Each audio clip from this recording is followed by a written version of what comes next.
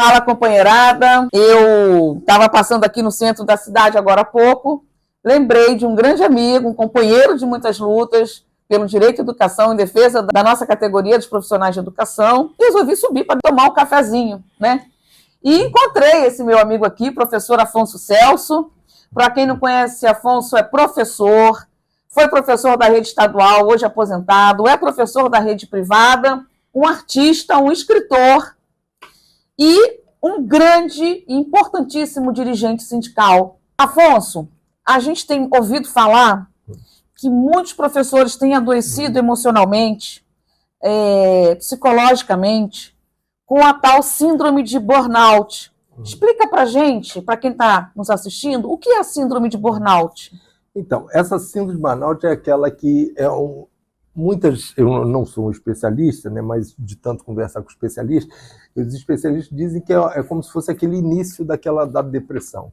A síndrome de burnout é aquele momento em que o trabalhador ele tem uma dificuldade de se relacionar com o seu trabalho. Então, ele começa a sofrer por antecipação naqueles momentos que antecedem a sua ida para o trabalho. Então, isso, na verdade, essa síndrome que a gente aqui no Rio de Janeiro, né, começou lá ainda no século XX, lá no meio da década de 90 com o CONCEP, e depois o Simpro, aqui no início dos anos do século XXI, também começou a trabalhar com isso, e foi aí que a gente descobriu algumas coisas importantes. Primeiro que a síndrome ela foi catalogada na OMS como uma doença de saúde mental, porque até então ela não era. E segundo que essa síndrome ela foi ganhando contornos que hoje a gente quase que fala mais numa depressão mesmo do que propriamente, né, na síndrome de burnout. Este é o grande problema que a gente enfrenta hoje, que é, na verdade, considerado o mal do século XXI. Não só para a categoria dos professores, como para todo o conjunto da classe trabalhadora. Porém, para os professores e professoras, isso teve um impacto tão grande que aquelas doenças que antigamente a gente classificava como aquelas doenças do magistério, né? A rouquidão, a alergia por conta do pó de giz, né? Algumas doenças por esforço repetitivo, problemas de coluna por ficar muito em pé, uma série de questões que eram as doenças que mais afligiam o conjunto dos profissionais do magistério, hoje elas são jogadas lá para a rabeira do gráfico de doenças. Hoje o maior número de doenças no mundo do trabalho e no magistério, e aí quando eu falo o magistério não só é categoria docente, eu falo os profissionais de educação como um todo, mas aqui no Simpro, como a gente só representa professores e professores, a gente se deteve muito em função desse afastamento de professores e professoras por conta do adoecimento mental. Hoje, o que tem de professor adoecendo e entrando de licença médica, e às vezes irreversível, muita gente sendo aposentada, né, por invalidez, pela parte neurológica, pela parte psiquiátrica, pela parte emocional, é muito grande. E eu acho que isso está ligado diretamente às nossas condições de trabalho dentro da escola. Né? E dentro da rede privada não é diferente, há muita exploração da mão de obra do professor, salários muito baixos, assim como na rede estadual. Esse assédio, essa perseguição que a gente sofre, e a violência no cotidiano, né? Exatamente, tendo que dar conta da sua família e cuidar também da violência, isso também interfere demais. Então, né? André, são duas coisas que a gente aqui, eu recentemente finalizei um filme chamado Quem Cuida de Mim, que fala um pouco dessa situação e focando mais nos professores da iniciativa privada. Mas o que é importante a gente diferenciar? Porque na rede pública a gente fala muito e a gente ouve muito a grande mídia falar sobre essas questões e sempre culpabilizando só a violência. Como se a violência nas comunidades, a violência, a indisciplina dos alunos. Exatamente. Isso, na minha opinião, tende a você estigmatizar que essa questão acontece só na escola pública e mais, ainda justificando em alguns casos essa questão da escola cívico-militar como aquela que vai resolver o problema da indisciplina e da violência. Então, esse é um ponto.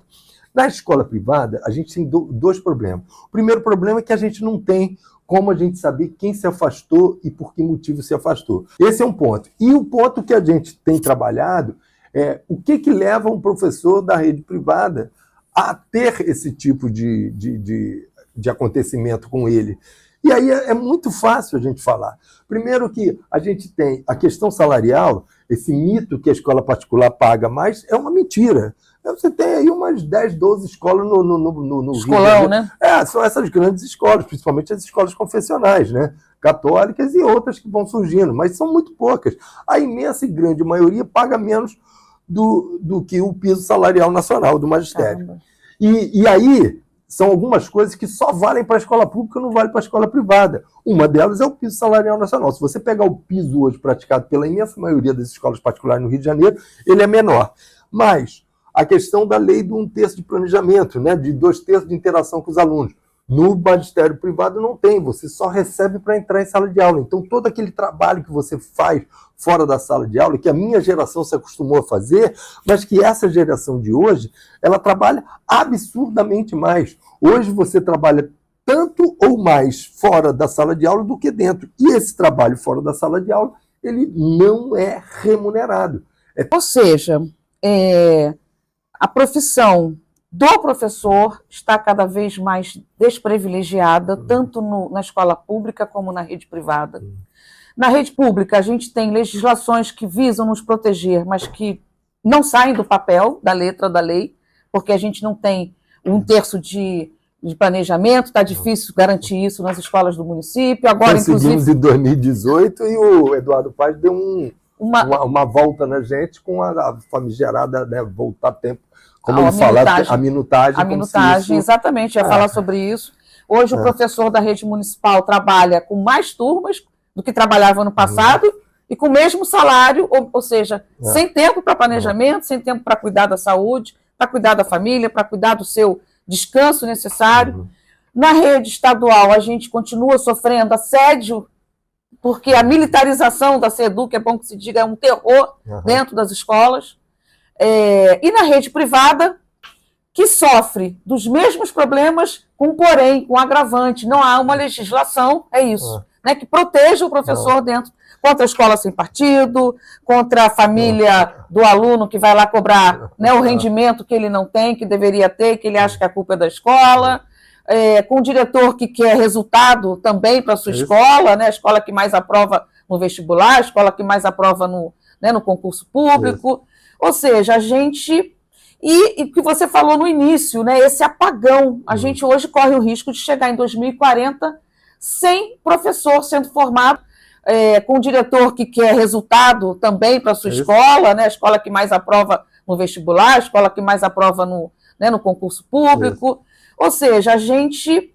E o que você falou no início, né, esse apagão. A gente hoje corre o risco de chegar em 2040 sem professor sendo formado nas universidades para as salas de aula. Obrigada, Afonso, por você ter parado aqui esses 20 minutos, mandou fazer um cafezinho fresquinho para a gente, está delicioso. O Simpro tem uma cartilha que fala sobre burnout, né, em professores.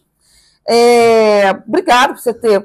Eu vou pedir para você autografar um livro, tem uma canetinha ali, pega ali para a gente aquela canetinha. Olha, o mantra do Afonso Celso.